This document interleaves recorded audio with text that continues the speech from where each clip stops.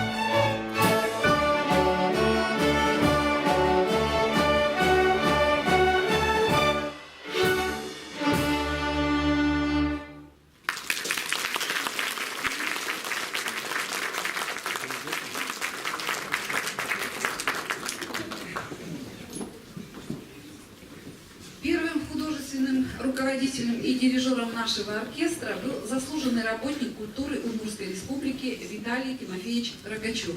Виталий Тимофеевич был не только талантливым дирижером, но и композитором. Он написал много музыки, посвященной Сарабу, Удмуртии, используя удмуртский фольклор.